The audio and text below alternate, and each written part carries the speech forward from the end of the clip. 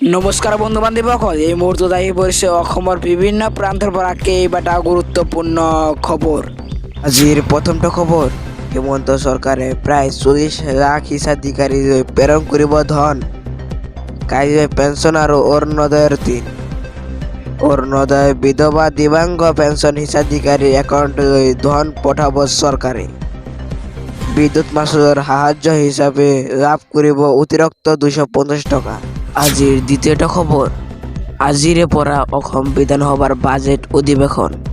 16 মাৰ্চত দাখিল কৰিব 2023-24 বৰ্ষৰ বাজেট।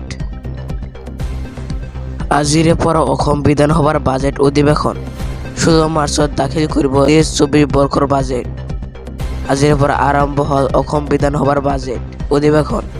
পুৱা 9 বজাৰ লগে লগে আৰম্ভ হ'ল বিধানসভাৰ বাজেট অধিৱেশন আৰু 16 মাৰ্চত বিত্তমন্ত্ৰী অজন্তা নেওগে 2023-24 বৰ্ষৰ বাজেট উত্থাপন কৰিব। ৰাজ্যপালে অভিভাষণৰ লগে লগে আৰম্ভ হয় অধিৱেশন।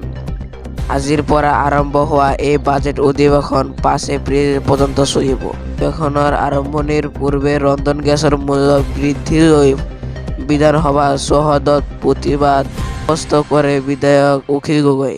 আজিৰ তৃতীয়টো খবৰ, ডিঙিলৈ ধাৰত পথ গৈছে হিমন্ত বিশ্ব শৰ্মা চৰকাৰ। দেউলীয়া ৰাজ্য চৰকাৰে পুনৰ ল'ব 1000 কোটি টকাৰ ঋণ। 1000 কোটি টকাৰ ঋণ ল'বলৈ নিবিদা আহ্বান কৰিছে অসম চৰকাৰে। ৰাজহ ঘাটি জৰা মৰাৰ ভাৱে পুনৰ চৰকাৰে ল'ব 1000 কোটি টকাৰ ঋণ। ৰিজাৰ্ভ বেংকৰ জৰিয়তে ষ্টক নিলাম কৰি 1000 কোটি টকা ঋণ লোৱাৰ নিবিদা প্ৰকাশ। 14 মাৰ্চ নিবিদা দাখিলৰ দিন ধাৰ্য কৰি ইতিমধ্যে প্ৰকাশ কৰিছে বিজ্ঞাপন।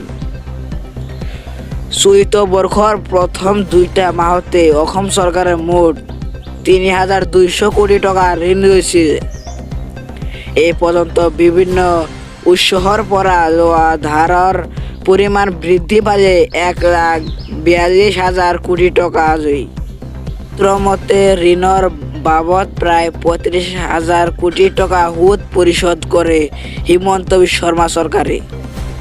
তৰুণ গগৈ চৰকাৰৰ দিনত ঋণৰ পৰিমাণ আছিল 35,690 কোটি টকা।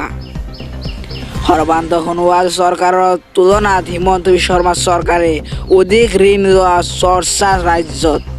আজিৰ 4 নম্বৰটো খবৰ, RSSক ভাল লগাবলৈ মুছলমানক দ্বিতীয় শ্ৰেণীৰ নাগৰিক হিচাপে প্ৰতিষ্ঠা কৰিবলৈ ধৰিছে হিমন্ত বিশ্ব শৰ্মাই। মাদ্ৰাছা মুছলমানৰ সাংবিধানিক অধিকাৰ। হিমন্ত চৰকাৰৰ বিৰুদ্ধে লাখ লাখ মুছলমান ৰাজপথত নামিবলৈ প্ৰস্তুত।